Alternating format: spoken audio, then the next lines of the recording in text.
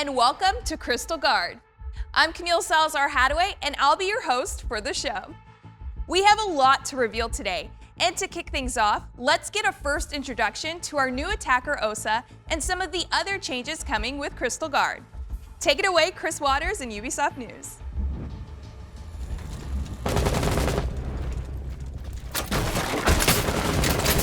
Rainbow Six Siege is introducing some new hardware with the reveal of Crystal Guard, and it's giving the attackers a chance to do some constructive redecorating. A new operator named Osa has designed transparent, bulletproof shields that she can deploy in windows, doors, or the middle of the floor. Can she give her attacker allies the power to reinforce a position and turn the map to their advantage? Or will the defenders see right through her plans? Crystal Guard is also bringing operator balance tweaks to IQ, Fuse, and Twitch, a flashy rework to flashbangs, and map updates to Clubhouse, Coastline, and Bank. Osa joins Team Rainbow as a medium-speed, medium-armor attacker. She can protect herself and her allies with her Talon 8 clear shields. This gadget brings a little bit of defense to the offense, as Osa can set it up to offer bulletproof cover in otherwise exposed positions to help attackers dig in and push on. But as you can clearly see, there are some big differences between the Talon 8 and the Defender's deployable shields. While they're roughly the same size, the Talon 8 is taller and protects Osa's head when she carries it, unlike the deployable shield. Also, it's see-through. You can see your enemies, and they can see you. Usually when this happens in Siege, someone is dead almost immediately, but the Talon 8s can create some pretty intense stare-downs. Osa's shields can establish angles in key doorways, down lengthy hallways, or from the bottom or top of a window, as she can deploy them while on rappel. And if there's a breakable barricade where she wants to deploy it, anyone on the other side is in for a fun surprise. And much like Mira's Black Mirrors, Osa's shields have a pressurized canister that can be punctured to drop the shield entirely. Osa brings a lot of utility to help modify the battlefield to her allies' advantage and set up formidable fortifications to give the defenders a taste of their own medicine. Along with Osa, Crystal Guard is bringing map updates to Clubhouse, Coastline, and Bank, operator balancing tweaks to IQ, Fuse, and Twitch, as well as a few more improvements that the team is very excited to share with you. So, we'll send it back to Camille, and on with the show. Now that you've had a look at Osa in action, I know the wheels are turning because now we have an attacker that's building things up instead of tearing them down. For more on who Osa is and how she's shaking things up, here's game designer Emilian Lomé and writer Simon Ducharme.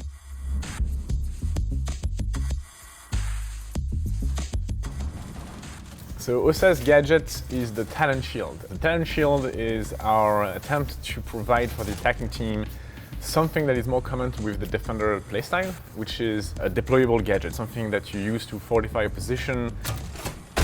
This original tendency of attack and defense is still quite strong, but we also know that attacker in Rainbow Six Siege needs to secure the map, needs to take forward position, needs to flank watch once they've done that. And the idea of bringing a gadget that inherently feels like a defender gadget, but on the attacker side, allows us to reinforce that playstyle. So what we want to see is, as an attacker, I've secured a position, I deploy the shield, this is mine, this is my fortified position, this is like this outpost in defender's territory from which I can now cover my teammate, I can now execute on site, I can throw smoke for this position, I can hold position in angles that before were not available to my team at all. You can equip the shield in your hands and move with the shield. It's very similar to a shield operator, a lot less strong, so you are at least as vulnerable as a blitz shield, for example. But contrary to a blitz shield, you cannot charge, you cannot flash the enemy, you cannot melee them with your own shield, so she's not designed to be used that way at all. You can be safe for a little while by the time to place your shield, but not much more. We wanted the full transparency, so you can see both sides through the shield. We believe this is a very interesting gameplay element. those few seconds of tension when you both look at each other in your eyes and you're ready to shoot are invaluable. Because it's bulletproof glass shield, and now in Siege, bulletproof glass can be shattered, attackers can use that as well. The security window on Clubhouse, for example, is looking towards bedroom and master bedroom and gym, and you don't really want the defender to use it, so you can place your own shield there, shatter your own shield with your own melee to shut the line of sight. So that shattering effect, even though is mostly intended as a counter available to defense, is a tool that the attacker can use in a clever way, and I'm sure there are many more options that we'll see happen in the future.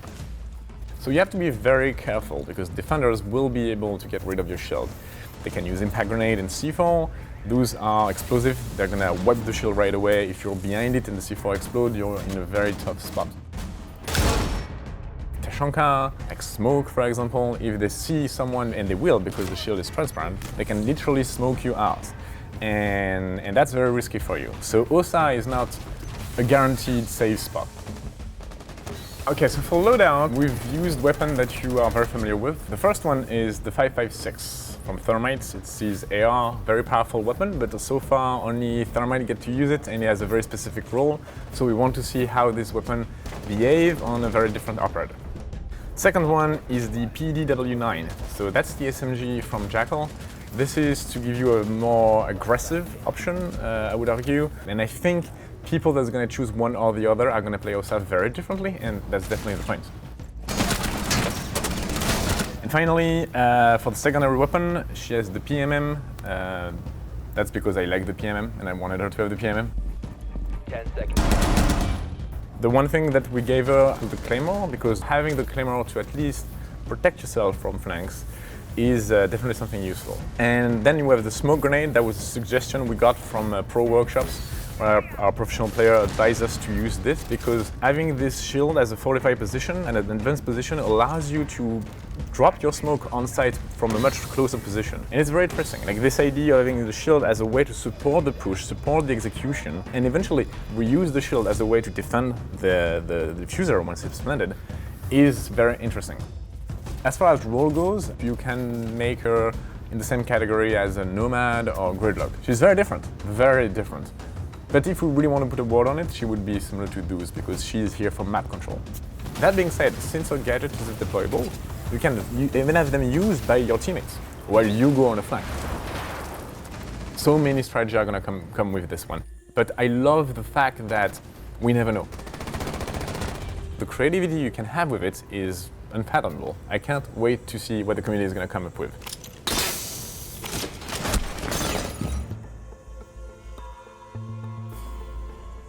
Osa is a character that's been behind the scenes of Rainbow for a while now because Nighthaven has always been known for its top-of-the-line technology. She's actually the one who designs most of it. So she's Nighthaven's tech genius. She founded their R&D department called Quantum Concepts and Robotics, or QCR for short. Kali's Level, Wamai's Magnet, Aruni's Prosthetics. She made those things. Osa's from Croatia. Her name is actually Anja Katarina Jankovic. Her family, the Jankovic, are owners of an international toy store brand. Her aunt is the one that basically raised her and put her through school, showed her how to make toys, and eventually, led her to her passion for making things and engineering. And then another interesting thing is Osa's code name, which is Croatian for wasp. It doesn't really have anything to do with her career or her path or anything that she does. It's a symbolic thing. She chose the name herself because she feels like other people see her as like standoffish and hostile almost, but really she just wants people to know that she's just very protective of her personal life, and that if you give her space, she'll give you space as well, and she'll respect you. For map reworks, the level design team usually takes a hammer to make big changes to one map. For this season, they're trying something new and breaking out their scalpels for some precise updates to 3 maps. Jeremy Doucette is here to talk about the map buffs to Clubhouse, Coastline, and Bank.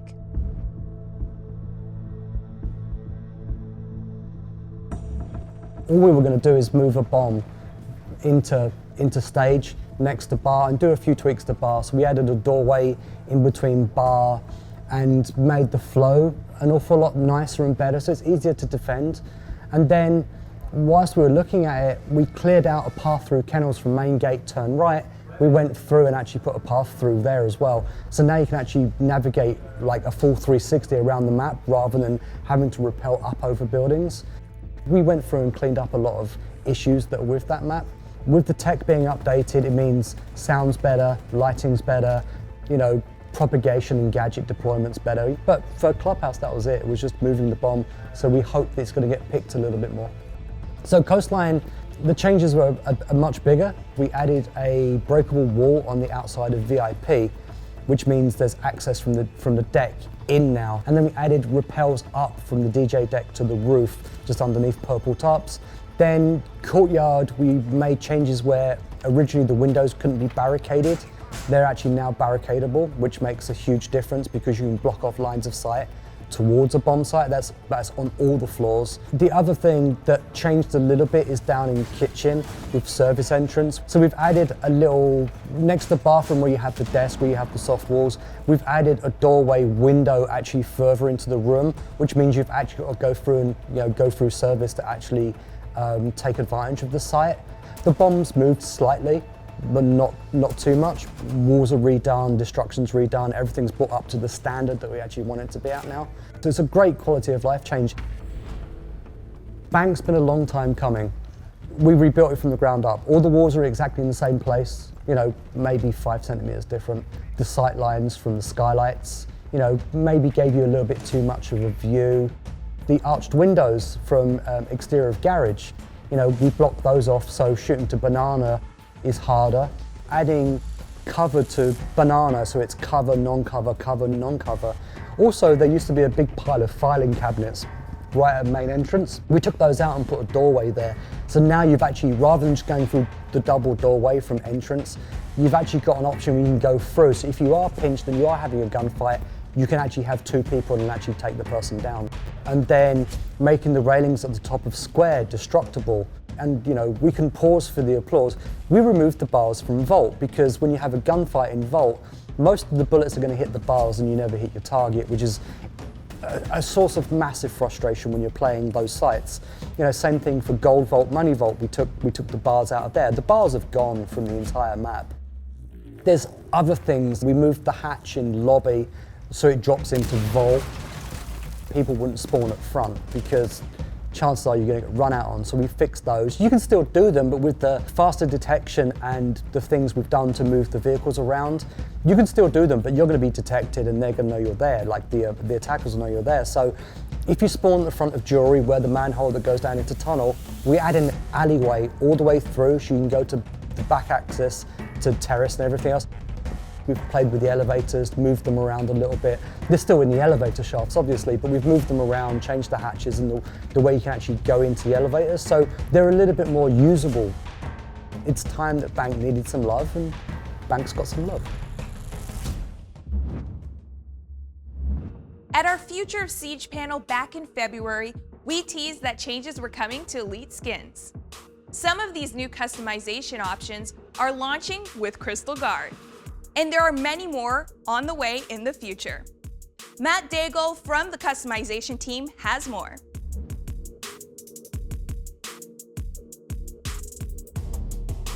So currently when you buy an Elite, all of the assets in that Elite bundle are linked together. So you either equip all of it or none of it.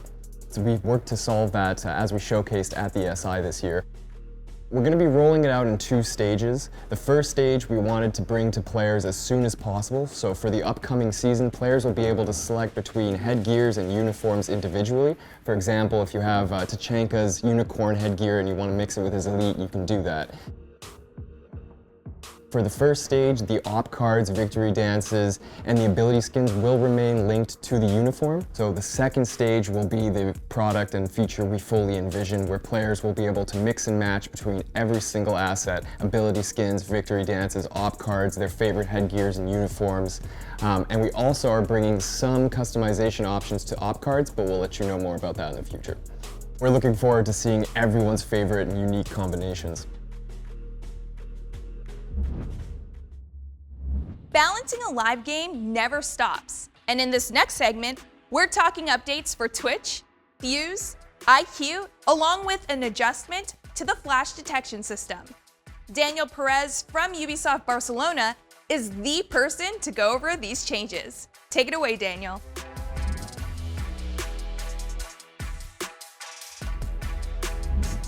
There are a couple of things we wanted to change for Twitch. Right now, Twitch starts the match during the preparation phase using her own unique drone, unlike most other attackers. Some players may know already, we are planning to allow attackers to switch their selected operator during the preparation phase, so it didn't really make much sense anymore to allow you to start using Twitch's drone, as the change between operators should be seamless.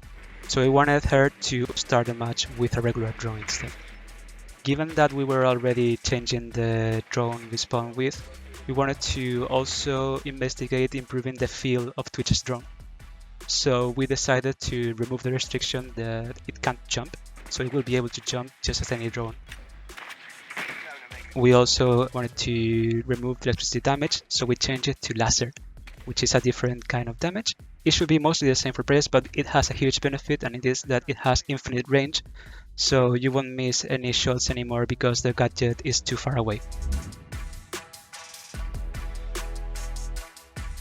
The big change here is that we are also allowing now to deploy the charge on reinforced surfaces. This is a big change, and it has a trade-off. First of all, if you do this, there will be a delayed activation time, which will give a heads up to defenders that it's coming, so defenders will be able to be ready and counter it using either electricity or a mute device as before, but also it will spawn a tube which can be actually shot at and destroyed in order to stop the pellets from coming. Well, this should make life better for Fuse users, definitely. We are hoping to see a little bit of an increase on its presence in the game. For defenders, we don't believe this is going to be too punishing, although we'll be monitoring the change, of course.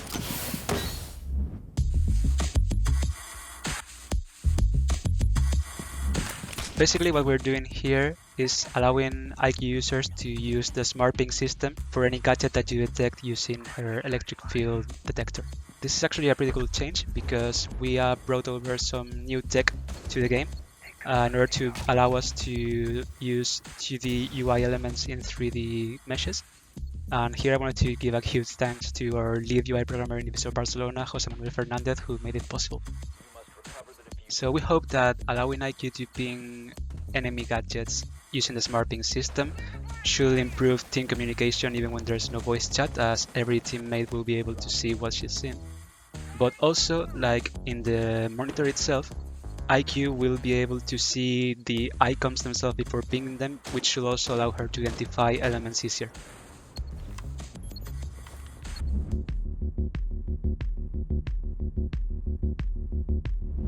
We're aware that a rework for the Flash has been a long time coming, because as an attacker, you may not feel confident enough to use it to stun an enemy. And we believe that it basically boils down to two reasons. First of all, even if you actually hit someone with a stun grenade and they're in range, they may still get affected with such a low intensity that it may not even look like they've been flashed at all. And they are still able to see with perfect clarity, or at least good enough. And also, for defenders, it was probably a little bit too easy to counter because you just needed to literally turn around, not see the flash blast, and then you're good to go. So we wanted to change these things. When you get flash, you now will always get flash at full intensity, so you always will see your full screen completely white. However, what we're changing now is the duration of the flash. So if you're far away or partially blocked, you will get a much shorter flash. We have changed the detection algorithm itself to account for multiple parameters. So even if you're looking in the opposite direction, you will still get a little bit of flash, because we're trying to simulate rays of light bouncing off walls in the immediate environment to make it more reliable when you try to use it. One of the major issues our community has dealt with over the past few years is the visibility of operators in certain situations. To discuss how we're addressing this issue in Crystal Guard and other quality of life changes coming with the season, we have UX designer Sébastien Francois.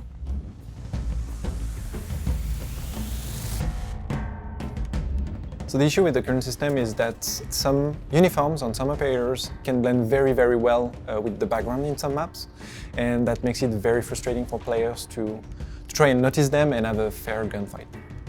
So to fix the issue, we are adding rim lighting to enemies.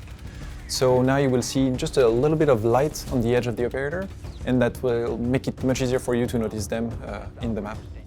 So the rim lighting will be applied on all enemies, on any skin, in any map, but you still have the option to turn that off if you prefer the old look. There should be no more frustration when trying to engage in gunfights and where you could barely see your enemy. That shouldn't happen anymore. That's the objective for this change. So of course we'll be listening to feedback, and if we need to tweak that a little bit more, we'll do it, but that's the objective. That's almost it for the show, but we've got a few more things to cover. The conversion of armor to health that we debuted on the North Star test server will be going live with Crystal Guard. The team has been working on making the test server experience more lively and rewarding. Our next step towards this goal is running a single dedicated playlist on the TS to group our players together and improve matchmaking. Custom games will, of course, still be available. You could experience this change firsthand on the Crystal Guard test server, which is going live tomorrow, August 17th. Now, it wouldn't be right if we didn't end the show with a bang. We'd like to introduce you to our newest elite skin for Lion, inspired by Resident Evil's own Leon S. Kennedy. And our Year 6 collector's case available now for pre-order.